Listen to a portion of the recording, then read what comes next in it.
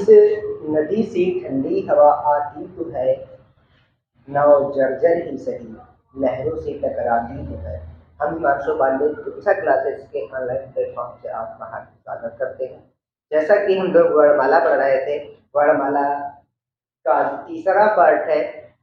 चलो देखते हैं क्या क्या हम लोगों ने पढ़ा, एक बार थोड़ा देख लेते हैं, उसके बाद से जहाँ पर पहुँच रहे थे वहाँ से शुरू करते हैं। जैसा कि सबसे पहले वर्णमाला को तोड़ा हमने, वर्णमाला, वर्णमाला को तोड़ा, वर्णमाला, वर्णमाला कहते हैं वर्ण भाषा की सबसे छोटी इकाई को वर्ण कहते हैं और इन्हीं वर्णों के व्यवस्थित समूह को वर्णमाला कहा जाता है। वर्णों के सुव्यवस्थित समूह को वर्णमाला कहा जाता है। और उसके आगे हमने बताया था कि दो भागों में विभाजित किया गया, स्वर और व्यंजन।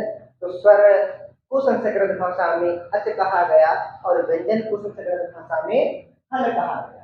संस्कृत भाषा में व्यंजन को हल कहा गया और स्वर को अच कहा गया। उसके बाद हमने स्वर के कुछ भेद बताए थे, 7-8, जिसमें से सबसे पहला हमने भेद बताया था उच्चारण की दृष्टि से। स्वर के भेद, तो उच्चारण की दृष्टि से हमने स्वर के 3 भेद बताए थे, ह्रस्व स्वर, दीर्घ स्वर, मूल स्वर। उसमें से सबसे ह्रस्व स्वर, दीर्घ स्वर और प्लुत स्वर।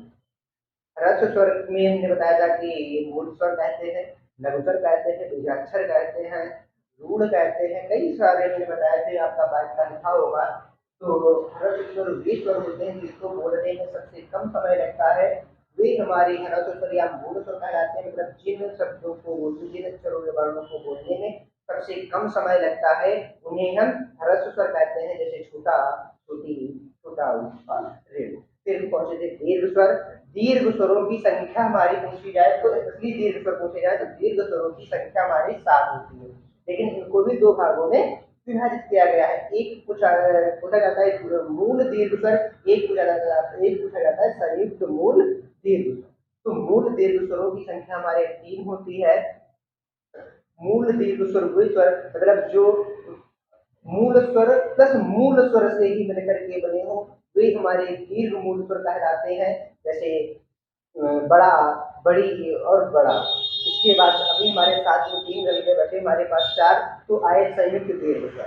संयुक्त दीर्घ स्वर वे मूल स्वर जो भिन्न भिन्न स्वरों से मिलकर के बने हो, वे मूल स्वर जो भिन्न भिन्न स्वरों से मिलकर के बने हो, वे हमारे दीर्घ स्वर का, दीर्घ नहीं है, वे हमारे दीर्घ संयुक्त दीर्घ मूल स्वर कहलाते हैं। वे हमारे जो वे मूल स्वर जो भिन्न भिन्न स्वरों से मिलकर के बने हों, वो संयुक्त दीर्घ मूल स्वर कहलाते हैं, जिनकी संख्या 4 होती है, ए, आए, ओ और आओ। ये तुम्हारा, जैसे हम अगर एक तोड़ के अलग अलग 2 स्वरों से मिलकर के बना है, ऐसे चारों को तोड़े तो चारों हमारे अलग अलग स्वरों से मिलकर के बने हैं। अगला था प्लुत, प्लुत स्वर। इसे हम त्रिमात्रिक स्वर कहते हैं, या किसी इसको बताया था कि इसकी डेफिनेशन साधारण भाषा में कही जाए, जो जिसको ह्रस्व और मूल, ह्रस्व स्वर और दीर्घ स्वरों से भी ज्यादा जिसको बोलने में समय लगता है, वे हमारे प्लुत स्वर कहलाते हैं। अगर नॉर्मल की अगर बात की जाए तो मतलब सबसे ज्यादा बोलने में, मतलब जिन शब्दों को बोलने में सबसे ज्यादा समय लगता है, वे हमारे प्लुत स्वर कहलाते हैं। जैसे अगर आपके पास कांच का गिलास है और जमीन पर गिर जाए और जो झनझनाहट होती है, वही हमारा प्लुत स्वर कहलाता है।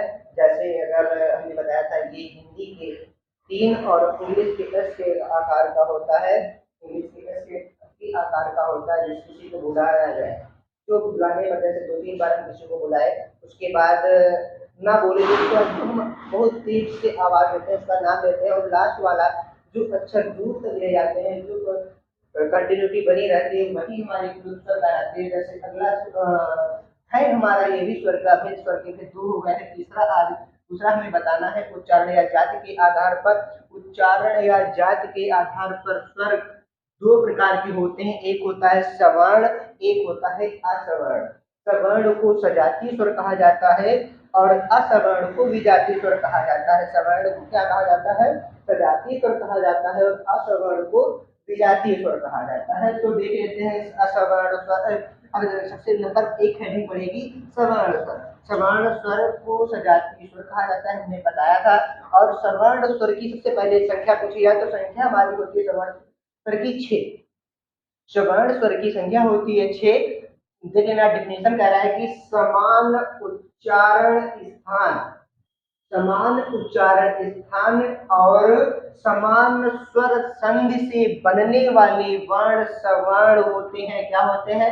एक बार फिर से देख लेते हैं। समान उच्चारण स्थान और समान स्वर संधि से बनने वाले वर्ण सवर्ण या सजातीय स्वर कहलाते हैं, जिनकी संख्या 6 हो जाते हैं। कह रहा है भिन्न भिन्न स्वर, भिन्न भिन्न उच्चारण स्थान, मतलब अलग अलग या भिन्न भिन्न उच्चारण स्थान और अलग अलग स्वर संधि से बने वर्ण असवर्ण होते हैं। जैसे तुमने सवर्ण में पढ़ा था कि मतलब जो स्वर थे वो समान थे इसमें, लेकिन भिन्न भिन्न तुम्हारे क्या होंगे? भिन्न भिन्न स्वर होंगे, जिनकी संख्या 4 होगी। जैसे औ तुम्हारा है, औ है, ए और आय। हमको पहले बताना चाहिए था ए, आय, ओ और आ। ए को अगर तोड़े तो भिन्न भिन्न स्वर तुम्हारा मूल स्वर ये है, लेकिन ये भिन्न स्वर तुम्हारा ई आ गया, निर्माण किया ऐ का।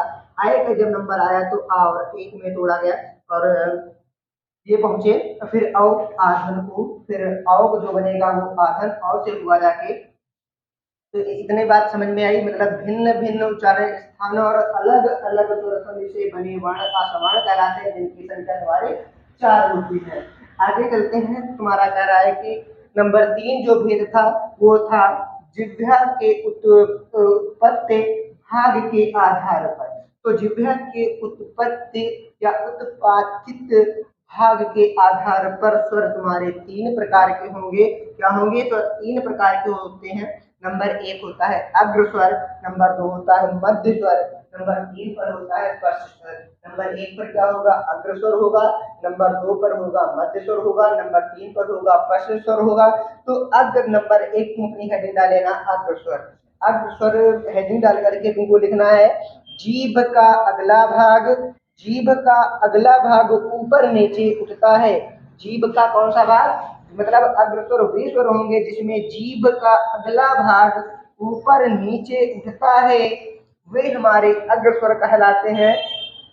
जैसे तुम्हारा एग्जाम्पल के तौर पर जो तुम्हारे हैं, तो अगर पूछा जाए कि अग्रस्वरों की संख्या क्या है, तो इनकी संख्या 5 होती है। ई होता है, बड़ी ई होती है, ए होता है, आय होता है और ऋण होता है। तो इनकी संख्या कितनी हो गई? 5 हो गई। तो अगला बताते हैं, मतलब जो नंबर 2 हेडिंग पड़ेगी वो पड़ेगी मध्य स्वर। मध्य मतलब मध्य स्वर का मतलब जो मध्य हो, मतलब मध्य भाग थोड़ा सा ऊपर उठता हो। मतलब क्या है कि मध्य भाग थोड़ा सा ऊपर उठता हो, और इनकी संख्या तुम्हारी सिर्फ और सिर्फ 1 होती है, आ होती है। और ये एक पॉइंट बना के लिख लेना कि आ वर्ण को, सिर्फ और छोटा आ, मतलब आ वर्ण को हिंदी का केंद्रीय स्वर माना जाता है। तुमसे अगर पूछा जाए कि हिंदी का केंद्रीय स्वर किसे माना जाता है, तो तुम्हें बताना है कि हिंदी का केंद्रीय स्वर छोटा आ को माना जाता है। उसी के आगे अगर हम बात करें, तुम्हारे अग्र स्वर हो गया, स्पष्ट स्वर हो गया। अब तुम्हारा पॉइंट बचा, तीसरा बचा, क्योंकि हमने 3 भेद बताए थे, इसके 3 प्रकार बताए थे, तो तीसरा हो गया स्पष्ट स्वर। स्पष्ट स्वर मतलब जीभ का, मतलब ऐसे शब्द जिनका उच्चारण करते समय जीभ का पिछला भाग, जीभ मतलब ऐसे शब्द जिनका मतलब जीभ का पिछला मतलब ऐसा भाग, मतलब ऐसे शब्द जिनका उच्चारण करते समय जीभ का पिछला भाग सामान्य स्थिति से थोड़ा ऊपर उठता हो। मतलब जो भी उच्चारण करें उसमें जीभ का जो पिछला भाग है, पीछे का भाग है, वो सामान्य स्थिति से थोड़ा ऊपर उठता हो। इनकी संख्या 5 होती है। आ होता है छोटा, मतलब बड़ा आ होता है, छोटा ऊ होता है, बड़ा ऊ होता है, औ होता है और अ होता है। इनकी संख्या तुम्हारे 5 होती है। तो फिर से एक बार देख लेना। स्पष्ट स्वर मतलब जीभ का पिछला भाग सामान्य स्थिति से थोड़ा ऊपर उठता है, इनकी संख्या 5 होती है। बड़ा आ होता है, बड़ा ऊ होता है, बड़ा आ होता है, छोटा ऊ होता है, बड़ा ऊ होता है, ओ होता है, औ होता है और इनकी संख्या पूछ ली जाए तो 5 होती है। तो हमने ये आपको तीनों बताए। तो अगर आपको इस तरीके से, मतलब इस डिफिनेशन के आधार पर कहीं पर कुछ गड़बड़ होता है, तो उसके लिए थोड़ी एक ट्रिक है, वो देख लेना। ट्रिक तुम्हारी क्या कह रही है, तो अग्र स्वर से इसे नहीं उठाना है, मध्य स्वर से उठाना है। कह रहा है कि ट्रिक तुम्हारी इस तरफ यहाँ पर लिखी हुई है, कह रहा है कि आओ लोग पीछे पीछे आओ उल्लू पीछे पीछे, आओ उल्लू पीछे पीछे। आओ का मतलब हो गया बड़ा आ तुम्हारा कह रहा है तो बड़ा आ देखो फर्स्ट स्वर में मिला। आओ उसके बाद उल्लू मतलब छोटा ऊ और बड़ा ऊ आ गए तो छोटा बड़ा के बाद में छोटा ऊ बड़ा ऊ था। उसके बाद कह रहा था पीछे पीछे पीछे पीछे। आओ उल्लू पीछे पीछे। आओ का मतलब आ तुम्हारा हो गया था बड़ा आ और छोटा ऊ बड़ा ऊ। ओ का मतलब ओ और आओ निकल रहा था। उसके पीछे कह रहा है उल्लू तो छोटा ऊ बड़ा ऊ भी आ गए। पीछे पीछे पीछे पीछे का मतलब फर्स्ट स्वर कह रहा है कि आओ उल्लू पीछे पीछे, जिसमें बड़ा आ छोटा ऊ बड़ा ऊ और ओ और आओ सारे विद्यमान है। आओ उल्लू में हो गया पीछे पीछे। पीछे पीछे का मतलब फर्स्ट स्वर। मध्य स्वर आपको याद रखना है कि छोटा आ होता है, इसे केंद्रीय स्वर भी कहा जाता है। तो तुम्हारा छोटा आ निकल गया और आओ उल्लू से जो हमने बनाया बड़ा आ छोटा ऊ बड़ा ऊ ए और आओ ये निकल गए। मतलब 5 हमारे ये निकल गए, मध्य स्वर का एक निकल गया, 6 ये निकल गए। अब जितने भी बचे वो सब तुम्हारे कहाँ आ गए, अग्र स्वर में आ गए। अग्र स्वरों की संख्या 5 हो गई, ये आपको याद रखना पड़ेगा। हमने इतना बता दिया और उसके आगे हम चलते हैं। स्पष्ट स्वर के बाद आगत ध्वनियां भी देख लेना, मिल गया है आगत ध्वनियां। ये अ या अंग्रेजी का ओ, मतलब अंग्रेजी शब्द में जो लेटर ओ होता है तो मतलब अंग्रेजी का ओ शब्द जो देवनागरी में, मतलब जो देवनागरी लिपि है कायदे देख लेना।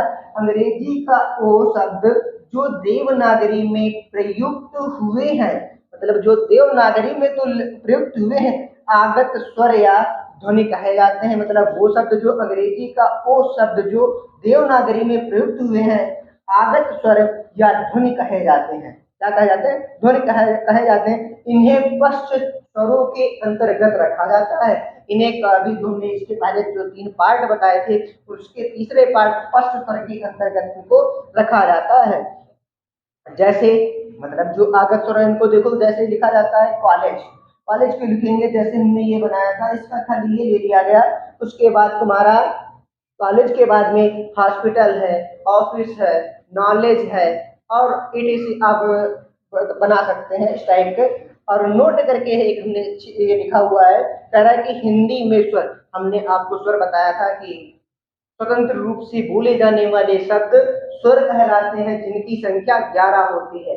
एक बात और हमने बताई थी वहीं पर पंडित कामता प्रसाद गुरु द्वारा ऋण को मान्यता नहीं दी जाती, क्योंकि स्वर जो तुम्हारे होते हैं स्वतंत्र रूप से होते हैं, जिनको तोड़ा नहीं जा सकता। लेकिन ऋण को पंडित कामता प्रसाद गुरु ने तोड़ा था, मतलब ऋण का दिया था जिसको धरती में तोड़ा था तो इसको शुद्ध नहीं माना था। इसीलिए उनसे पूछा जाए कि शुद्ध स्वरों की संख्या कितनी होती है तो 10 होती है। अगर पूछा जाए हिंदी में शुद्ध स्वरों की संख्या तो 10 होती है। वैसे स्वर पूछे जाए कि स्वरों की संख्या तो 11 बताना है। अगर पूछा जाए तो संस्कृत भाषा में कितने स्वर होते हैं तो तुम्हारे संस्कृत भाषा में 13 स्वर होते हैं। तो संस्कृत भाषा में कितने स्वर होते हैं? 13 स्वर होते हैं। उसके आगे हम चलते हैं, दिया हुआ है नंबर 4, ओठ या मुखाकृत के आधार पर। ओठ या मुखाकृत के आधार पर तुमको बताना है कि स्वर के कितने प्रकार हैं। चौथी ये तुम्हारी हेडिंग है, ओठ या मुखाकृत के आधार पर। तुम ओठ या मुखाकृत के आधार पर स्वरों के 2 प्रकार होते हैं, या ये 2 प्रकार के होते हैं।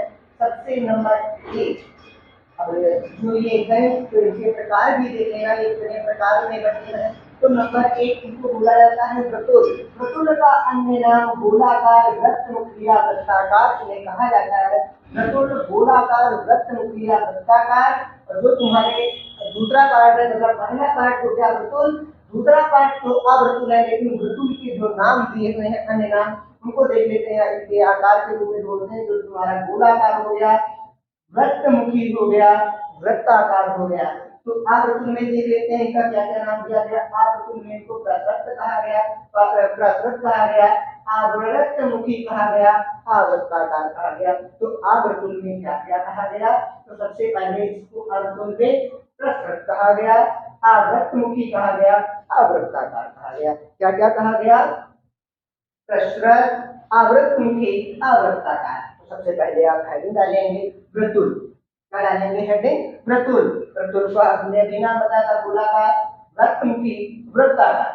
तो वर्तुल के आगे आप लिखेंगे जिनका उच्चारण करते समय, क्या लिखेंगे, जिनका उच्चारण करते समय ओष्ठ गोल, जिनका उच्चारण करते समय ओष्ठ गोल या वृत्ताकार हो जाते हैं।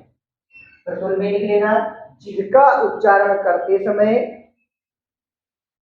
ओष्ठ गोल या वृत्ताकार हो जाते हैं, इन्हें वर्तुल कहा जाता है। उन्हें क्या कहा जाता है, वर्तुल कहा जाता है, गोलाकार कहा जाता है, वृत्तामुखी कहा जाता है, वृत्ताकार कहा जाता है।